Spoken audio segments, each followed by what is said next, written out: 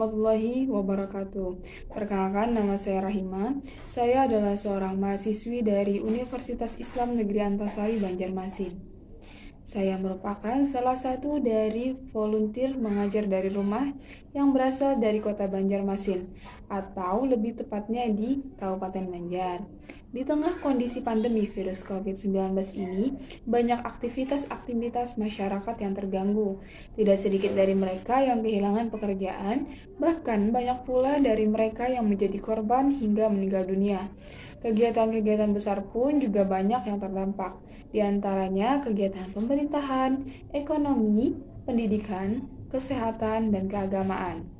Indonesia sendiri bahkan sempat mengalami krisis ekonomi. Hal ini terjadi karena ditutupnya kantor-kantor perdagangan serta terhalangnya distribusi barang. Bahkan di bidang pendidikan juga mengalami dampak yang cukup besar, di mana para pelajar tidak lagi belajar secara langsung, melainkan dengan menggunakan sistem online. Telah banyak upaya pemerintah yang dilakukan demi menekan angka penyebaran virus. Namun hal tersebut tentu tidak dapat sepenuhnya dilakukan sebab kegiatan masyarakat harus tetap berjalan, meski dengan jalan yang berbeda. Di bidang pendidikan contohnya, sistem yang sebelumnya menggunakan pembelajaran secara langsung kini berganti menjadi pembelajaran secara tidak langsung dengan memanfaatkan teknologi, sehingga digunakanlah pembelajaran secara online. Para pelajar tidak lagi diharuskan datang ke sekolah. Mereka hanya perlu belajar di rumah dengan arahan yang diberikan oleh pengajar sebelumnya.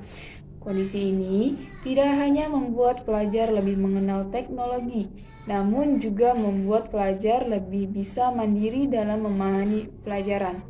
Namun, tidak hanya sisi positif yang didapat dari kondisi tersebut, ada beberapa sisi negatif juga yang menjadi kendala dalam pelaksanaannya. Tidak sedikit dari pelajar yang mengeluhkan kesulitan memahami pelajaran karena minimnya penjelasan dari pengajar, sehingga mereka memerlukan tutor privat untuk mempermudah dalam memahami pelajaran. Tetapi tentu hal ini mengeluarkan biaya ekstra, dan tidak semua orang tua pelajar mampu untuk membayar tutor di tengah kondisi ekonomi yang tidak stabil. Ada pula pelajar yang meminta bantuan orang tua untuk membantu memahami pelajaran. Namun, tidak semua orang tua pelajar memiliki latar belakang pendidikan yang tinggi, sehingga muncul lagi masalah yang lain.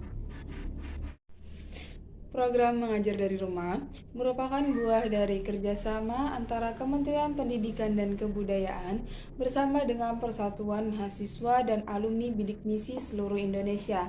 Program ini bertujuan untuk membantu mengatasi masalah yang dihadapi melalui volunteer yang tersebar di seluruh Indonesia untuk membantu para pelajar yang ada di sekitar rumah mereka untuk dapat memahami pelajaran dengan mudah dengan bimbingan secara langsung.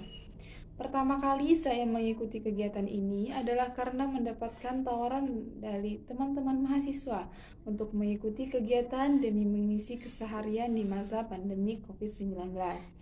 Berbekal pengalaman saya mengajar anak-anak di Yayasan Terma Quran, saya perlahan mendekatkan diri dengan anak-anak melalui pendekatan-pendekatan yang saya gunakan ketika mengajar. Awalnya saya tidak berpikir akan menemui kesulitan yang berarti ketika mengajar di lingkungan baru. Tetapi ternyata ada tantangan baru yang harus saya hadapi untuk dapat menciptakan lingkungan belajar yang kondusif, aman, nyaman, dan menyenangkan. Ketika itu saya harus memutar otak untuk menjadi lebih kreatif, sehingga dapat mengambil pusat perhatian anak. Perlahan saya mulai dapat mengajak anak-anak untuk lebih fokus pada apa yang saya jelaskan, sehingga akhirnya mereka dapat memahami sedikit demi sedikit apa yang saya ajarkan. Anak-anak yang saya ajar merupakan anak-anak sekitaran rumah saya. Ada sekitar 8 hingga 10 anak yang saya ajar. Lokasi mengajar saya adalah di salah satu rumah anak didik saya, tepatnya di Desa Penggalaman, Kecamatan Mertapura Barat, Kabupaten Banjar, Provinsi Kalimantan Selatan. Sasaran mengajar saya adalah anak-anak dari tingkat sekolah dasar. Mereka semua merupakan murid dari Sekolah Dasar Negeri 2 Penggalaman, Desa Penggalaman, Kecamatan Mertapura Barat, Kabupaten Banjar, Provinsi Kalimantan Selatan. Mereka terdiri dari 8 hingga 10 siswa. Ada 1 orang siswa dari kelas 1 SD, 3 orang siswa dari kelas 2 SD, 3 orang siswa dari kelas 3 SD, dan 2 orang siswa dari kelas 4 SD.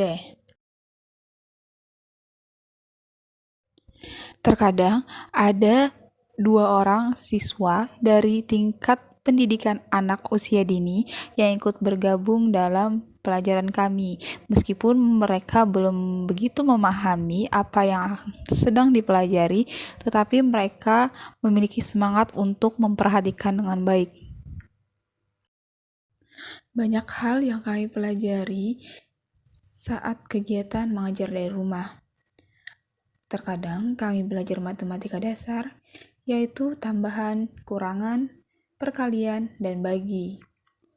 Terkadang mereka juga mengonsultasikan mengenai pelajaran sekolah yang tidak mereka pahami. Apa yang mereka pelajari hari ini, mereka konsultasikan kepada saya. Kemudian kami belajar bersama-sama. Kemudian kami juga mempelajari tentang bahasa Indonesia.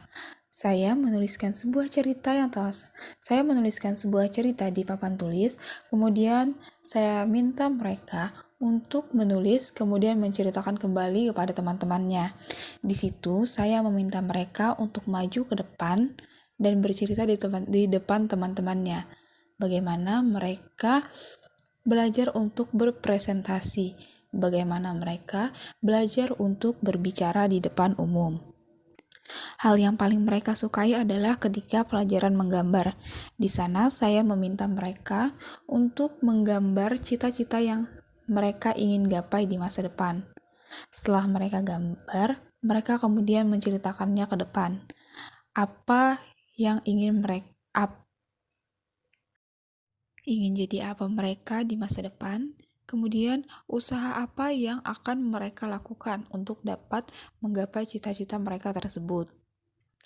Kami juga belajar mengenai ilmu pengetahuan alam, tentang bagaimana mereka harus menyayangi makhluk hidup di sekitar mereka dan mengenal jenis-jenis tumbuhan.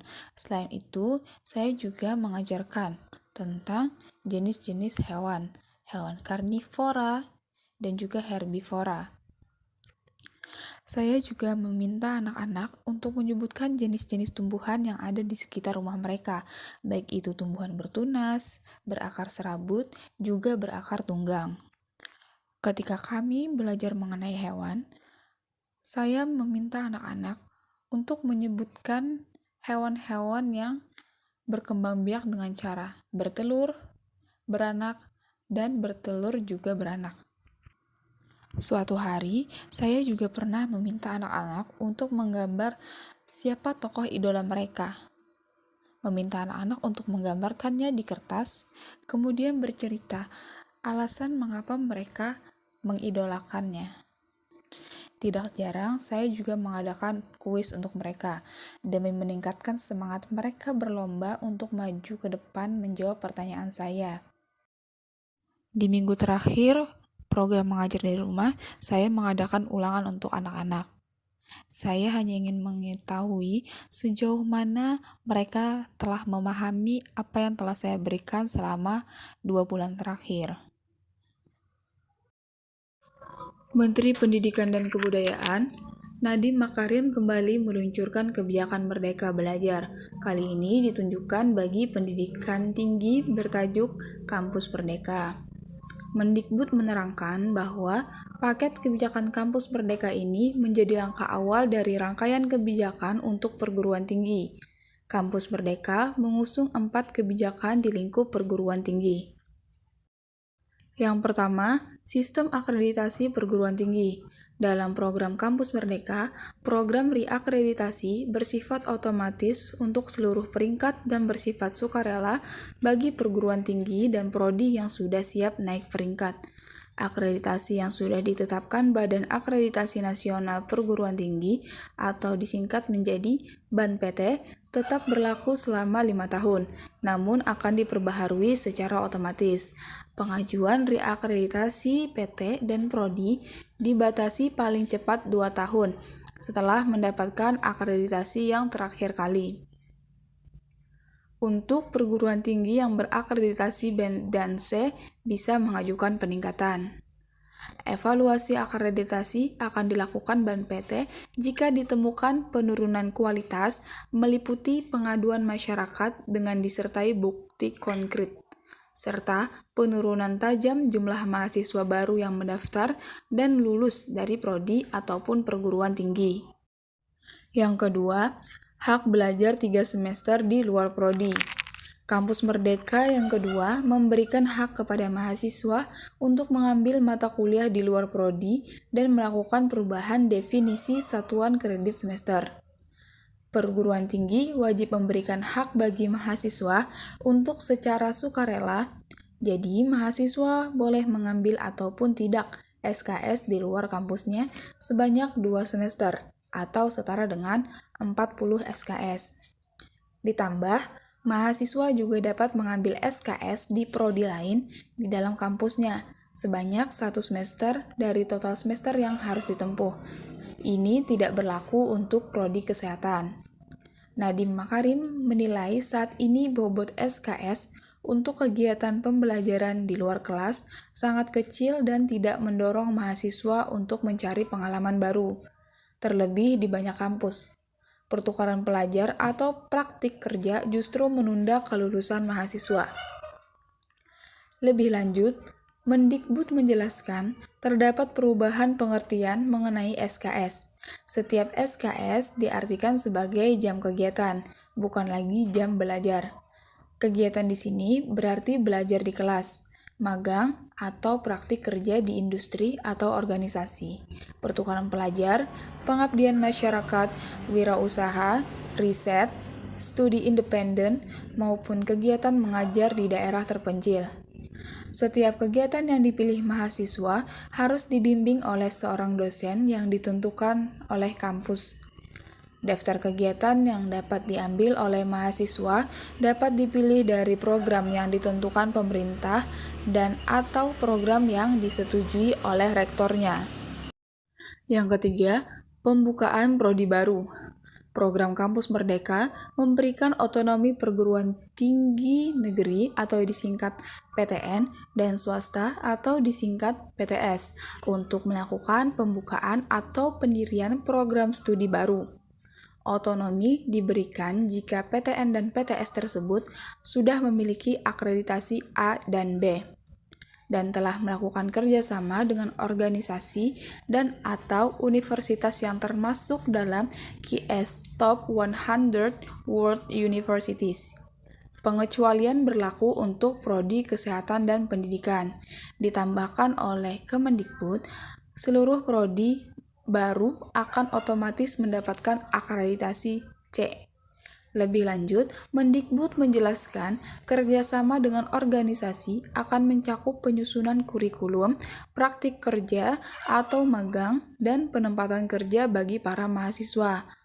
Kemudian, Kemendikbud akan bekerjasama dengan perguruan tinggi dan mitra prodi untuk melakukan pengawasan. Tracer studi wajib dilakukan setiap tahun. Perguruan tinggi wajib memastikan hal ini diterapkan. Yang keempat, kemudahan menjadi PTN/BH.